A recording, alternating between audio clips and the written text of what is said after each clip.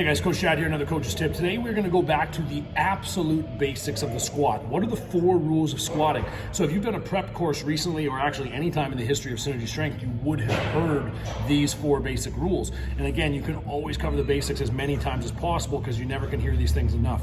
The 4 basic rules of the squat are: first one, flat feet; second, knee tracking; third, spinal position or posture; fourth, go as deep as possible while maintaining the first 3 rules, okay? So let's go into a little bit more detail on each one of those, okay? So rule 1, flat feet. So think about your foot. If this was your foot in the base, you have big toe, little toe, heel, okay? So when you're going through any squat pattern, a reminder, this applies to back squat, front squat, any squat. It doesn't really matter, okay? But you want 3 points of contact at all times, or a tripod contact. So big toe down, little toe down, and heel down at all times. Now, in coaching, a lot of times we hear heels, knees out, okay? And these are usually very good cues, considering most people will fall forward and their knees may go valgus, falling inward.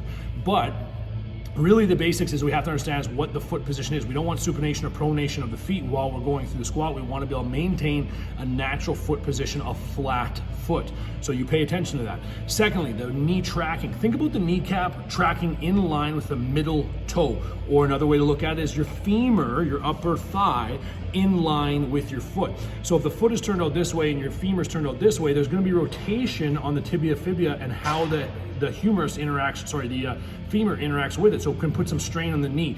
Now when we get into like how much valgus and varus can be tolerated, that's a different video, so we're not going to get too concerned about that right now because there is a lot of room for play there. So we don't have to look at it as anything outside of perfect you'll spontaneously combust. That's not going to be the case, okay? There's a lot of wiggle room, but for now we're thinking knee tracking is imperative. So the tracking of the knee with the foot. On that note, kind of a point 2.0, if you will, or 2.1 is going to be is that the knees are actually going to pass over the toes. I still run into this where we learn that the knees cannot pass the toes. This is incorrect in squatting, okay? And if you want to see some research on it, just simply Google in the old Google engine to look up restricted versus unrestricted squats, and you're going to get a plethora of research articles on whether or not the knee can pass the toe. And of course it can, and not only can it, it must, okay? It must for most of the squats that we're doing inside of weightlifting especially, okay? Rule 3 is gonna be posture. So we all have a natural S-shaped curve of our spine or our back. I want you to maintain that throughout your squat. Now, a lot of people misunderstand that as saying I have to stay upright. That's not the case.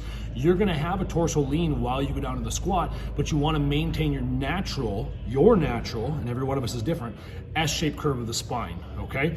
And we wanna make sure that it's neutral or even a slight extension. The big thing is, we usually teach when we're loaded squats is to have extension in the spine. That way when you go under load and good old Mr. Gravity is gonna wanna pull you forward, that you go from extension into neutral rather than neutral into flexion. This is where injuries are gonna occur, okay? So let's ensure that we're starting with a slight extended position and then that we have some hedge to move into flexion. Now, of course, that really depends on the athlete and the positions and where the bar position is and the flexibility of the individual. There's a lot of things that go into that, but as a general rule of thumb, think neutral to slight extension for spinal position as rule number 3.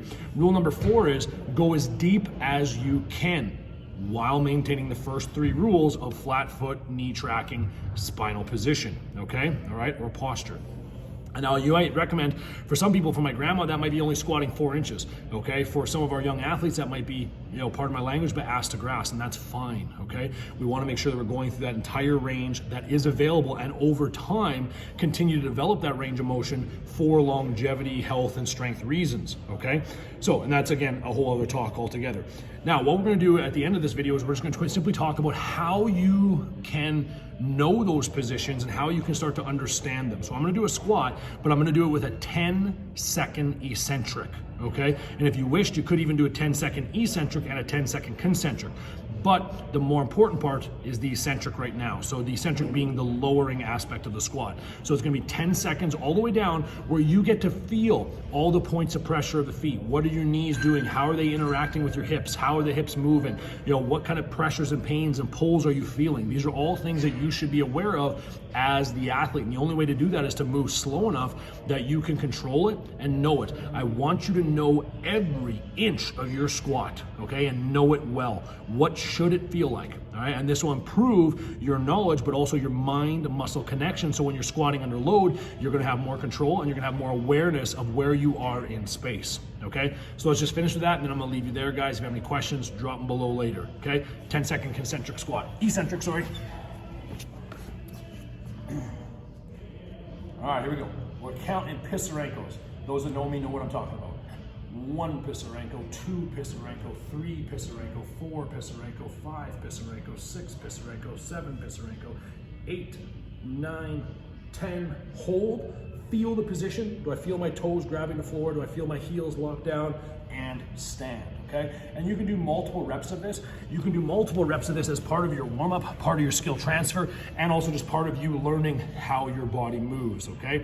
All right, and you can do many reps of this. I make athletes do this at the start of training sessions with an empty barbell. Do 3 sets of 10-second squats, all right? So you can play around with the timing. It doesn't have to be 10, it could be 5, it could be, I mean, theoretically, it could be 20 if you wished, all right?